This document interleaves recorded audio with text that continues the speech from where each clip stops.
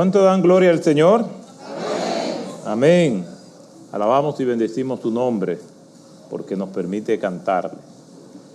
En esta mañana pretendemos ya concluir con la autoridad de Jesús para hacer todo lo que nosotros hemos venido viendo que Él hace.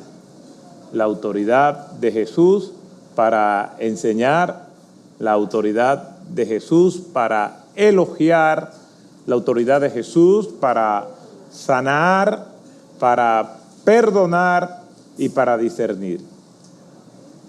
Ya hemos visto las tres primeras, la autoridad del Señor para enseñar, para elogiar y para sanar. Hoy vamos a estar viendo, y con esto terminamos esta parte, la autoridad del Señor para discernir los pensamientos, lo que está en el interior de cada uno de nosotros, y la autoridad del Señor para sanar el cuerpo. Damos muchas gracias a Él que nos permite ir a su palabra y tener orientación, inspiración y advertencia para nosotros poder agradarle. Así que les invito rápidamente que vayamos al Evangelio de Lucas, capítulo 5, versículos 21 al 26. Lucas capítulo 5, versículos 21 al 26. Y dice la palabra del Señor de la siguiente manera: Entonces los escribas y fariseos comenzaron a discurrir diciendo: ¿Quién es este que habla blasfemias? ¿Quién puede perdonar pecados sino solo Dios? Conociendo Jesús sus pensamientos, respondió y les dijo: ¿Por qué discurrís en vuestros corazones? ¿Qué es más fácil decir: tus pecados te son perdonados? ¿O decir: levántate y anda? Pues para que sepáis que el Hijo del Hombre tiene autoridad en la tierra para perdonar pecados, dijo al paralítico: a ti te digo, levántate, toma tu camilla y vete a tu casa.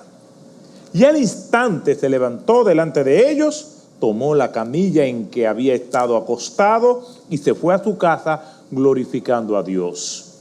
Y el asombro se apoderó de todos y glorificaban a Dios y se llenaron de temor, diciendo: hoy hemos visto cosas extraordinarias.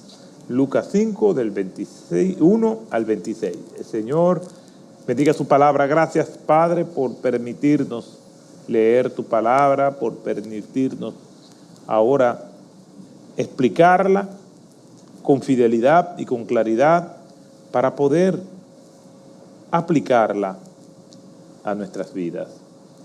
En el nombre de Jesús. Amén. La multitud se queda muda al momento que ponen al discapacitado de las piernas frente al Señor Jesús. La escena es la siguiente: nuestro Señor está enseñando y sus hostiles oidores, encabezados por los religiosos, están atentos a ver en qué nuestro Señor falla para tener entonces algo de qué acusarle. De repente ese momento de solemnidad es interrumpido por un hueco que se abre en el techo, y por ese hueco 4 hombres esforzados y valientes bajan a un quinto que está en una camilla. Ese momento hace que todos se asombren, se miren unos a otros, están confundidos. ¿Qué es esto? Se corre el rumor de que ellos han intentado por varias formas y maneras tratar de ponerle este hombre en medio de Jesús y por fin lo lograron. Están alertas, esperando el desenlace de esta trama que parece estar llegando a su fin. Todos tienen sus miradas puestas en Jesucristo y Él lo sabe más que nadie. Lo observan con detenimiento, esperando su próximo movimiento o su próxima expresión, ya sea del rostro, de su cuerpo o de lo que va a salir de sus labios. Sin embargo, Jesús da un giro sorpresivo, contrario a lo que probablemente todos ellos están esperando. Todos ellos están esperando a que Jesús diga, levántate y anda. Pero Jesús le dice, tus pecados te son perdonados. Inmediatamente hay un murmullo y tras ese murmullo comienzan los comentarios mientras que los religiosos guardan silencio. El silencio se convierte en murmullo y el murmullo en alboroto, pero los religiosos se quedan callados. La multitud se inquieta, todos comentan, los religiosos simplemente observan, mientras el hombre todavía sigue en la camilla. Para sorpresa de él mismo, y probablemente nosotros, si estuviéramos en esa condición, lo que quisiéramos es que nos resuelvan lo que nosotros, los seres humanos, creemos que es nuestro principal problema, los problemas materiales, las enfermedades, los problemas económicos, los problemas de familia, de relaciones, y después, ya sin problemas, entonces nosotros buscamos del Señor. Eso es lo que yo he escuchado muchas veces y seguro ustedes también. Yo simplemente le estoy pidiendo a Dios que me resuelva esto y tú verás cómo yo le voy a servir. Por eso es que muchos predicadores les ofrecen a las personas diciendo, ven a Cristo y todos tus problemas se van a resolver. Precisamente en un trueque, en un intercambio de beneficios. Yo te beneficio a ti, Señor, recibiéndote, aceptándome en mi vida. Yo acepto a tu término, pero tú tienes que sanarme, tú tienes que prosperarme, tú tienes que bendecirme. Y eso no funciona así. El Señor es soberano, sana a quien quiera, salva a quien quiera, prospera a quien Él quiera. Y allí está este hombre. Lo ponen en una camilla, lo llevan hasta donde está Jesús y Jesús hace inesperadamente lo que nadie está esperando. Pero eran hombres de fe y humildes, no protestan. Las élites de la sociedad judía controlaban la religión. La habían vuelto un entramado complicado y corrupto. Se batían entre los beneficios que la ocupación romana podía darles y los sueños de soberanía por otro lado. Todo dependía de las circunstancias y las respuestas que ellos podían dar. No todos eran iguales. De hecho, podemos identificar personas con ciertos niveles de integridad en el Nuevo Testamento, principalmente en los Evangelios y en el libro de los Hechos, de esa camándula judía como Nicodemo, José de Arimatea y probablemente hasta Gamaliel y entre otros más que desconocemos. Pero la mayoría eran personas que se movían según sus intereses. Todos tenían en aquel momento en su mente algo que acusaba directamente a Jesús y revelaba lo que había en el corazón de ellos. Los judíos que pertenecían a esa rama radical del oficialismo religioso siempre estaban atentos a ver quién blasfemaba Y blasfemia era todo aquello que ofendía lo que el Señor había establecido en las Escrituras. Todos ellos eran fieles, celosos y compartían, aunque tuvieran sus diferencias, lo que ellos entendían que era el pecado de blasfemia. Todos ellos tenían esa pasión por el cumplimiento de la ley y el riesgo de que su religión fuera leudada o adulterada por creencias particulares del populacho insignificante, como ellos veían el mensaje de nuestro Señor Jesucristo.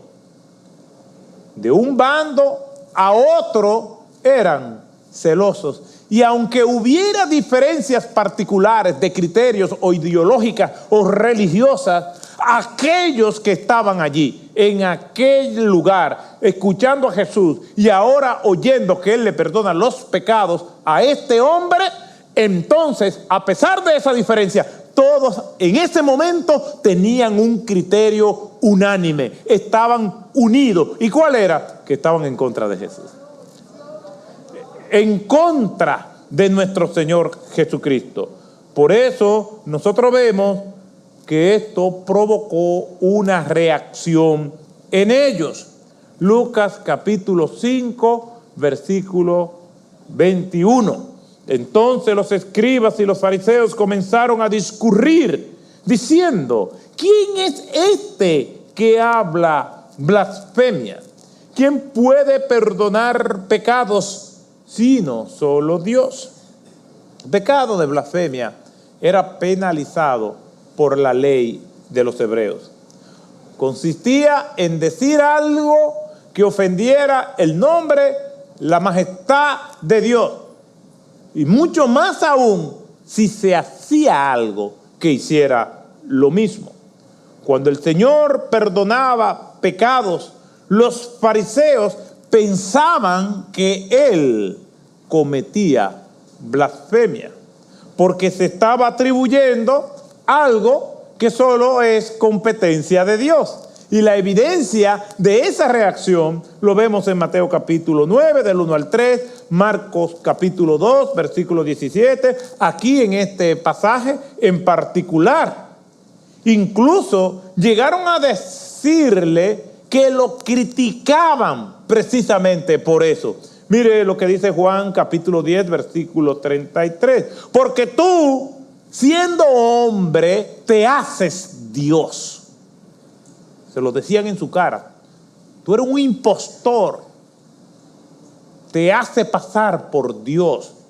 Y nos dice la Biblia en Mateo 26, 65, que entre las acusaciones que le hicieron al Señor fue por blasfemia. Se basaron en ese supuesto pecado. Pero por otro lado, lo que nosotros estamos viendo que Jesús ha hecho son partes de sus competencias. Él es Dios. Felipe le dijo: muéstranos al Padre y no basta. ¿Y qué le dijo el Señor? Tanto tiempo que estoy con vosotros y todavía no me conocéis. En el principio era el Verbo y el Verbo era con Dios y el Verbo era Dios. Y aquel Verbo se hizo carne y habitó entre nosotros y vimos su gloria. Jesucristo es Dios hecho carne. Es una doctrina fundamental de la iglesia cristiana. Cristo es Dios. Y Dios caminó, como dice un autor, en sandalias por las calles polvorientas de Jerusalén. Estaba frente a ellos. Nunca en la historia había estado tan cerca de la gente como en este momento. La autoridad del Señor se evidencia en su capacidad para darse cuenta de lo que ellos estaban pensando. Aunque probablemente aquel acto de perdonar los pecados a aquel individuo provoca la reacción de todos los que están allí. Ellos reaccionan, pero internamente. Comienzan a cavilar en sus mentes y en sus corazones. comienzan a impugnar, a criticar, a rechazar y a acusar a Cristo, pero no abren sus labios. Sus opiniones acerca de lo que está pasando, de lo que Jesús ha dicho, no son públicas. Ni siquiera la han expresado entre ellos. Todo lo que el Señor sabe, lo pululan ellos en sus mentes. Vamos a ver cómo algunas versiones traducen este versículo 22. La Reina Valera del 60 dice: entonces, conociendo los pensamientos de ellos, respondiendo les dijo: ¿qué caviláis en vuestros corazones? La Nueva Traducción Viviente dice: Jesús supo lo que pensaban, así que les preguntó: ¿por qué cuestionan eso en su corazón? Los fariseos, Nueva Versión Internacional, dice: los fariseos y los maestros de la ley comenzaron a pensar: ¿quién es este que dice blasfemias? ¿Quién puede perdonar pecados sino solo Dios? En otras palabras, ellos estaban pensando, sus criterios no eran públicos. Es como uno hace eso varias veces al día. Es más, uno vive haciendo eso. Y le vienen pensamientos buenos y le vienen pensamientos malos. Y uno saluda a una persona y esa persona te saluda: hola, ¿cómo estás? Qué gusto me da verte. ¿Qué es lo que me está saludando? Págame lo que me debe. Uno está pensando otra cosa en sus mentes, ¿no? Y así sucesivamente. Pero también uno se pregunta cosas. Oye, ¿cómo tú pudiste hacer eso, Otto? Uno mismo se pregunta. Incluso muchas veces hasta lo habla. Y la gente se cree como que uno está loco. Yo hago ejercicio y cuando estoy corriendo y voy a hablar, yo como que voy más lento y tengo unos aparatos, unos audífonos, y yo voy hablando con una persona, pero el que me va pasando por el lado no lo sabe. Entonces digo: ¿cómo fue eso? ¿Cómo? Me dice que me va pasando por el lado. Y yo me digo: pero no estoy hablando con usted, estoy hablando con otra persona. Uno habla con uno mismo. Y uno ve muchas personas que están hablando. De hecho, en la vacuna esa, AstraZeneca, en Inglaterra, comenzaron a sonar las alertas cuando vieron que a uno de los vacunados que le dieron seguimiento estaba discutiendo con un árbol. ¿Qué es lo que tú estás hablando? Y dice: recójanla. Porque no es normal que una persona esté hablando solo, pero todos hablamos solo, ya sea para nuestro interior o lo expresamos. Y eso no es indicador de anormalidad, aunque la mayoría de las personas creen que sí. Ellos comenzaron a discurrir, a cavilar, a pensar. Este verbo aparece solamente en el Nuevo Testamento, en los evangelios sinópticos, aunque generalmente sugiere en su definición etimológica razonamiento verbal o discusión, como lo vemos en Mateo 16:8 y en Marcos 11:31, también representa un razonamiento interno.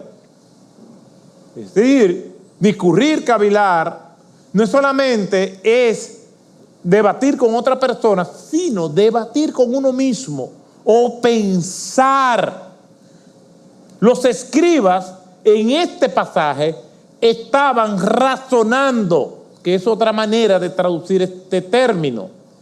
Y es el término griego dialogizomai.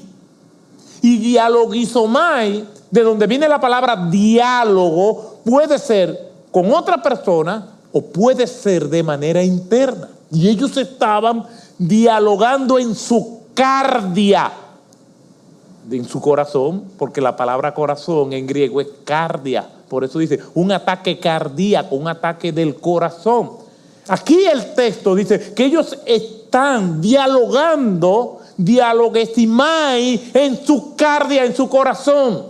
están pensando, ¿cómo es esto? ¿Cómo este se atreve a hacer estas cosas? Nadie más en ese lugar sabe lo que ellos estaban pensando, solamente Jesús, que tiene la autoridad para conocer los pensamientos de cada uno de ellos y los pensamientos de nosotros también. Vaya sorpresa la de ellos. El Señor se da cuenta lo que están pensando y lo confronta públicamente. ¿Usted se imagina eso? Que usted esté pensando algo y alguien venga y le diga, esto que tú estás pensando. Y eso hizo Jesús, porque Él tiene esa prerrogativa. Como dice el Salmo 100, hablando de Dios como creador, Él nos hizo y no nosotros a nosotros mismos. Él tiene esa capacidad, esa agudeza de saber, como dice el Salmo 139, aún no está la palabra en mis labios y ya tú lo sabes. El Señor tiene esa prerrogativa. No conocían a Cristo realmente. Nunca procuraron una conversación justa y sincera con Él. Solamente escuchaban con el propósito de atacarlo. No escuchaban con el propósito de comprender, sino de responder. Y eso es muy común. Las personas escuchan y usted no ha terminado lo que está diciendo cuando ya le están respondiendo. Y lo que molesta es eso, porque la persona, cuando están siendo confrontadas con algo, ya sea en el seno familiar, en el seno relacional o como sea, no se dedican a procesar lo que están escuchando. Todos somos así. Y tenemos que estar conscientes de que no debemos ser así. Tenemos que escuchar para comprender. Y eso puede tomar tiempo para procesar esos datos y entonces dar una respuesta sabia. Pero normalmente vemos que nos están atacando y respondemos es defendiéndonos o justificando, pero no nos hemos puesto a decodificar qué es lo que realmente quieren decir. Ellos están reaccionando a lo que Jesús hizo. No se han puesto y no vemos ningún pasaje donde ellos tienen la sincera y justa de preocupación para poder entender a Jesús. No vemos ningún pasaje consultando las Escrituras para ver el perfil del Mesías, simplemente reaccionando de manera hostil a nuestro Señor Jesucristo. Escuchaban y observaban simplemente para atacar. No les interesaba la justicia, sino salir triunfante de cualquier encuentro con Jesús. Y contrario a ellos, el Señor cada vez ganaba más seguidores y eso les preocupaba. Obviamente estas multitudes que cada vez más seguían a Jesús eran inestables y se evidencia en los momentos difíciles de la crucifixión. Me parece interesante lo que un autor dice acerca de esta reacción de estos hombres, de estos oficialistas judíos. Me parece interesante cómo él se traslada a lo que podía ser la actitud de ellos, y lo cito. Es fácil para él decir, tus pecados te son perdonados, porque nadie puede rebatir eso, ya que nadie puede mirar el corazón de su prójimo o entrar ante el trono del Altísimo y descubrir sus decisiones judiciales en cuanto a quién es perdonado y quién no lo es. Es mucho más fácil hacer eso. Blasfemo, asumiendo el rol de Dios. Qué sencillo es decirle a alguien, tus pecados te son perdonados, pero no te atreves a sanarlo. Atrévete a sanarlo. ¿A que no lo sanas? Obviamente, esto pudo haber pasado por la mente de eso. Levántate y anda. Sería mucho más difícil, no resultando su curación, como es probable Y todos aquí seríamos testigos de su vergüenza. Cierro la cita. Eso es muy interesante, porque ellos están seguros de que Él no es Dios. Y que por lo tanto, dice, tus pecados te son perdonados, no advirtiendo lo que Cristo va a hacer después. Es más fácil decir, tus pecados te son perdonados, porque eso no es tangible. Eso no se puede medir, eso no se puede evidenciar. Podemos poner dos personas, una del lado del otro. ¿Y quién dice quién es salvo y quién no es salvo?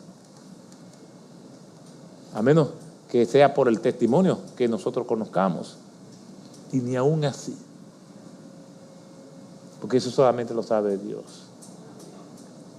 Nosotros somos estimulados por el testimonio de las personas y por su fruto los conoceréis. Pero al final, ¿quién sabe es Dios?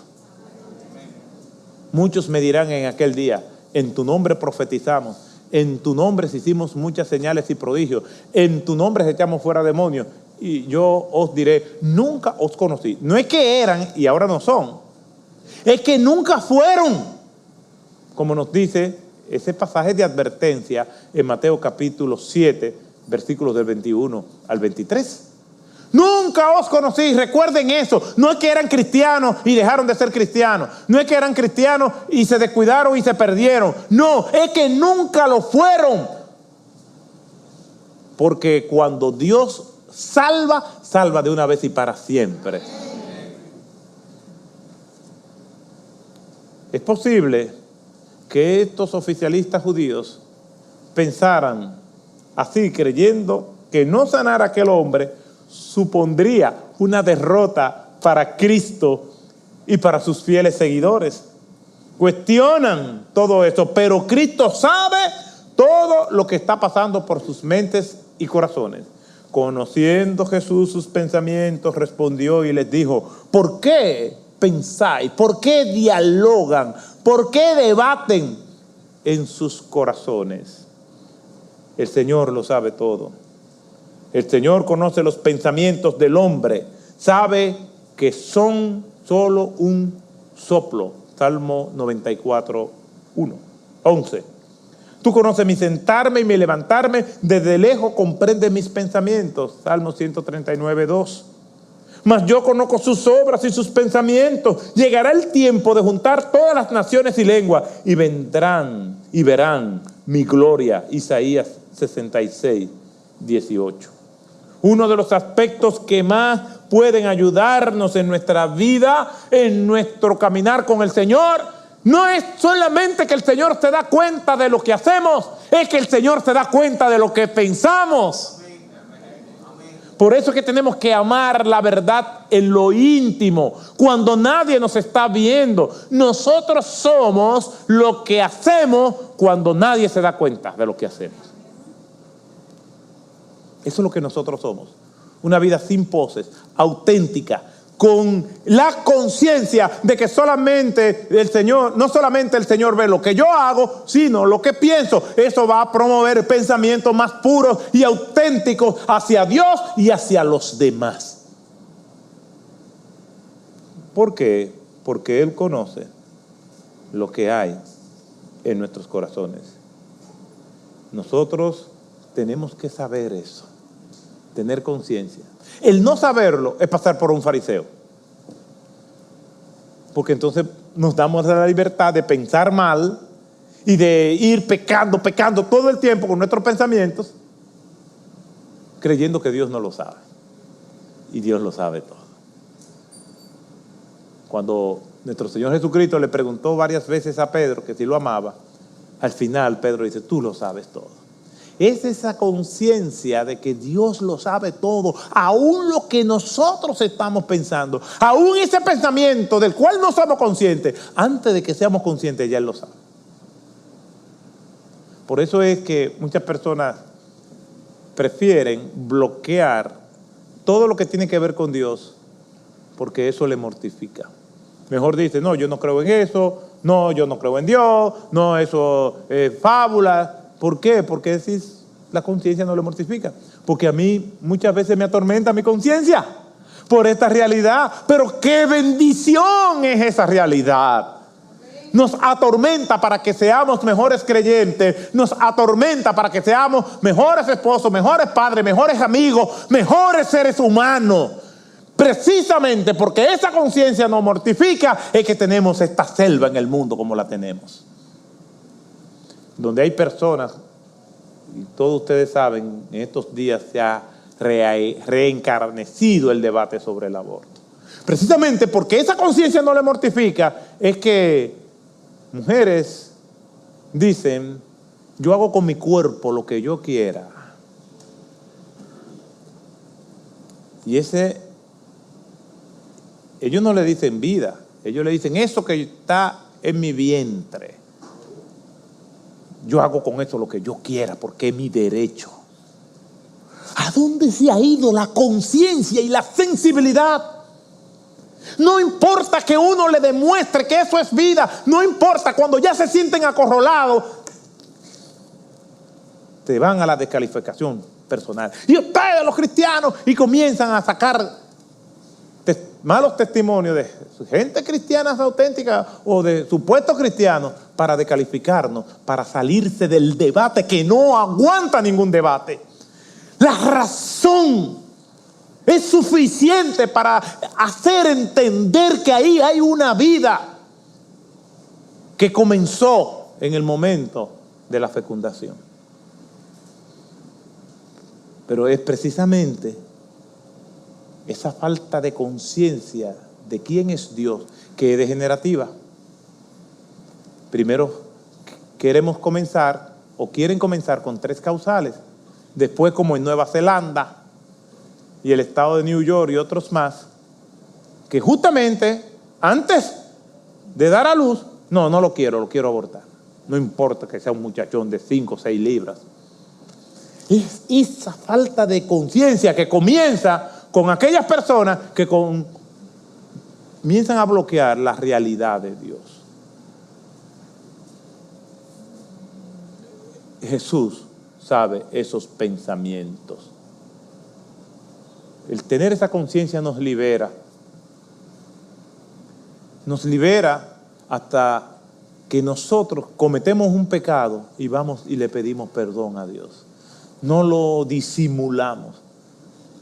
2 hermanitos fueron a donde su abuela a pasar las vacaciones. La abuela vivía en el campo y allí estaban ellos en la vida al aire libre, porque vivían en la ciudad. Y el muchachito tenía una resortera, un tirapiedras. Y entonces vivía tirándole las cosas a los blancos y le tiraba una fruta, le tiraba aquello. Y en una vio unos patos en el patio y apuntó a uno y le dio en la cabeza a uno de los patos y mató el pato. Se asustó, cogió el pato sin vida, cavó un hoyo y lo guardó ahí, lo tapó. Cuando se da cuenta, su hermanita lo estaba mirando. Y la hermanita no le dijo nada. La abuela, que no era de esas abuelas apoyadoras, cuando ellos comían tenían que fregar. Y le dicen, vengan a fregar. Y la hermanita dice, no. Él dijo que él iba a fregar por mí.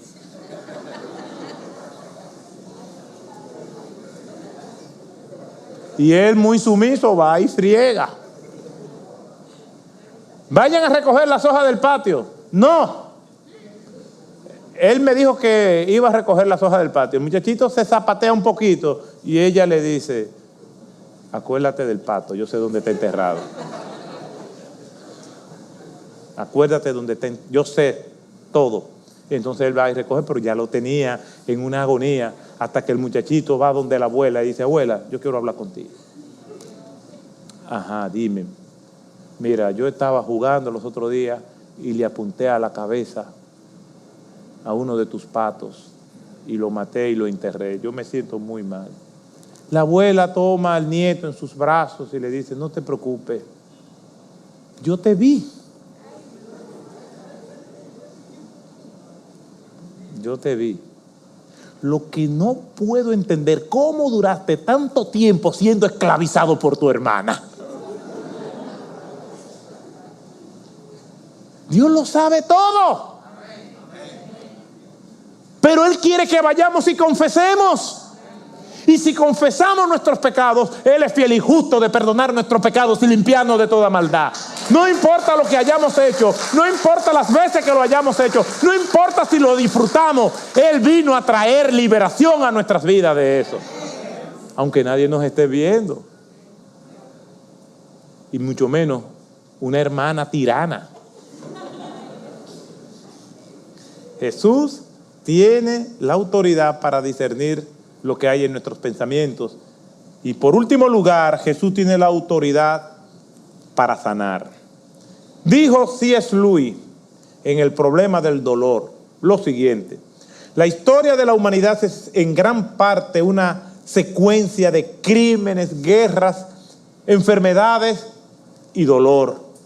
En medio de tanto desastre aparecen ocasionalmente reflejos de felicidad que solo sirven para despertar en el hombre el angustioso temor de perderla cuando se goza de ella y el hiriente sufrimiento de recordarla una vez desaparecida. Cierro la cita. Realmente eso es verdad. De todos estos males que nos aquejan, estar privado de la salud es uno de ellos. Pasar por el valle de las enfermedades no es asunto fácil. De repente, por más que nos cuidemos, los problemas provocados por alguna dolencia física llegarán. No importa la raza, la edad, la condición social o intelectual. Ni siquiera si la persona se considera que es buena persona o no. Ni siquiera si la persona se considera que está en buena salud o no. Ante la muerte inesperada de un hermano que queríamos mucho, le pregunto precisamente a mi hermano Santana: dígame, ¿cómo está usted? Le pregunto días después, y su respuesta es una respuesta muy sabia. Él me dijo: Dios es el que sabe.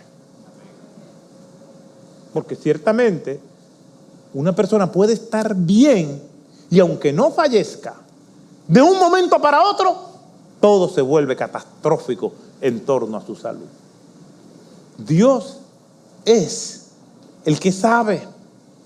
Nuestros cuerpos, cansados o no cansados, son alcanzados e impactados por las enfermedades.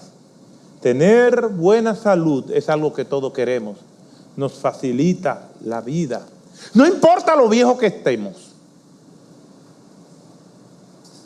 No hay gente que se cuide más que un viejo. Entonces el viejo no se quiere enfermar. Ni se quiere morir tampoco. Entonces,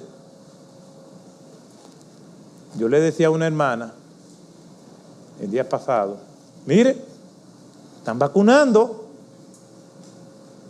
Si usted quiere, yo la llevo para vacunarme yo.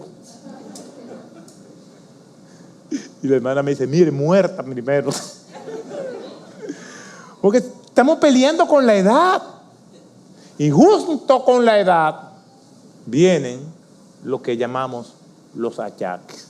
Recuerden, a mí me preguntaron que si no me gustaba el ajedrez.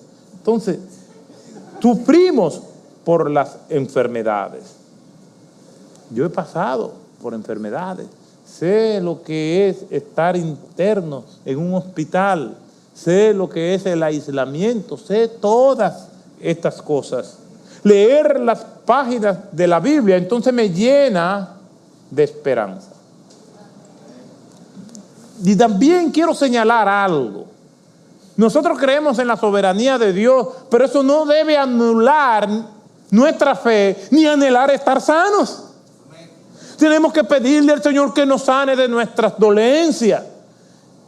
Tenemos que orar por los enfermos. Tenemos que visitarlos. Tenemos que animarlos. No podemos caer en un fatalismo que la palabra de Dios no enseña. Ah, no, Dios es soberano y Él sabe por qué está enfermo. No, pero el Señor nos manda a sanar, a orar por los enfermos y pedirle a Él que los sane. Claro, no es una orden, pero es expresando el deseo de nuestros corazones, pidiéndole con fe y sabiendo que si Él quiere, Él los sana. Nosotros vemos el hombre de la camilla. Es una muestra de esta clara realidad. Allí estaba privado de su libertad de movilizarse. No sabemos por qué estaba en esa condición y cuánto tiempo llevaba así. Pero la hora de un nuevo día estaba cerca. La llegada inexorable de un nuevo amanecer en su vida ya estaba a la puerta. Sus pecados perdonados y su salud restablecida. Bendito sea el nombre del Señor. Eso lo vemos en ese pasaje y lo leemos y debe animarnos para orar, buscar más el rostro de Dios. Incluso también, ¿por qué no? Pensar si nuestra enfermedad está vinculada a algún pecado. Como dice el apóstol Santiago, orar por el enfermo y si hubiere cometido pecado le serán perdonados. El apóstol Pablo en 1 Corintios capítulo 11 dice que por algunos estar tomando la cena del Señor indignamente, están enfermos en cama y otros duermen. El Señor se los llevó. Entonces tenemos que orar con fe. Jesús reafirma que Él tiene autoridad para discernir. Él tiene autoridad también para sanar el cuerpo. Y ese mismo Señor que levantó a este hombre de la camilla está a la disposición para levantar los paralíticos, los muertos y los enfermos que hayan. Al Señor no le intimida cáncer, no le intimida COVID, no le intimida nada, porque cuando Él quiere, levanta a quien Él quiere. Ese es el Señor en el que nosotros creemos y ese es el Señor al que nosotros oramos. Levántate, es el clamor que tiene autoridad sobre vivos y muertos. Levántate es la orden del que salva y sana y del que sana y salva. No importa el orden. Levántate es la voz del que presta atención del cuerpo y el alma. Levántate, lo dijo ayer, lo dice hoy. Levántate para que nadie se quede postrado cuando Él le dice, ven. Ese es el Señor que nosotros tenemos. Yo le decía, y a ustedes se les había olvidado, pero a mí no, que elegí a Lucas. ¿Se acuerdan? Porque este relato lo vemos en Mateo y lo vemos en Marcos. Pero yo elegí a Lucas por algo en particular. Y es que el hombre que nunca habló, Lucas es el único que dice que habla. No habla en ningún momento del texto, pero este hombre habló. Dice el versículo 25, y al instante se levantó delante de ellos, tomó la camilla en que había estado acostado y se fue a su casa glorificando el nombre del Señor. El hombre que nunca habla, habló. Parece que el Señor no solamente lo sanó de las piernas, sino que parece que era mudo. El hombre que nunca habló, ahora habla. Nicodemo habló. Juan 7 del 50 al 51. La samaritana dejó el cántaro y habló. Juan 4, 28, 29 y 39. Zaqueo dio testimonio y habló. Lucas 19, 8. El ciego de nacimiento habló. Juan 9, 38 al 40. Todos ellos hablaron para dar gracias al Señor, para adorar, para dar testimonio de la obra de Cristo en su vida. No se callaron. Y si usted fue levantado por el Señor, tampoco se puede callar. Tiene que hablar en todo momento de la obra maravillosa del Señor en su vida. Todo el que tiene a Cristo tiene una historia que contar. El hombre que nunca habla, ahora da testimonio. El hombre que nunca habla, ahora adora.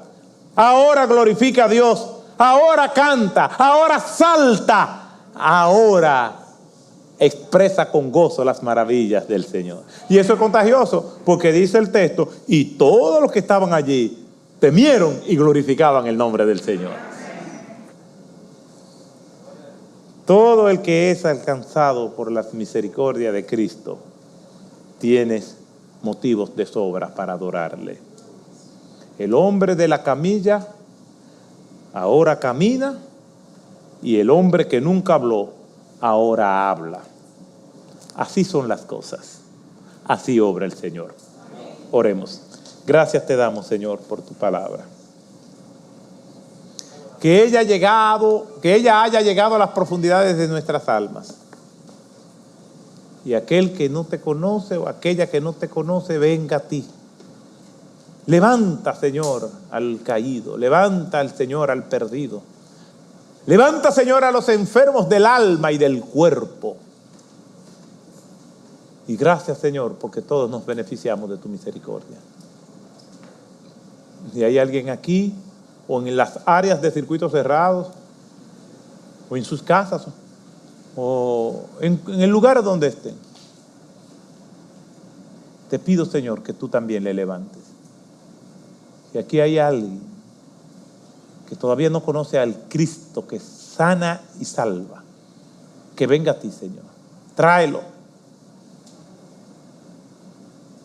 La única manera de beneficiarnos de eso es decirle al Señor que nos perdone por nuestros pecados, que nosotros nos arrepentimos de haber vivido de espalda a Él y que queremos que nuestras vidas sean dirigidas por Él para vivir para Él. El que le pide esto al Señor, el Señor lo salva. Que así sea, Señor, en el nombre de Jesús. Amén.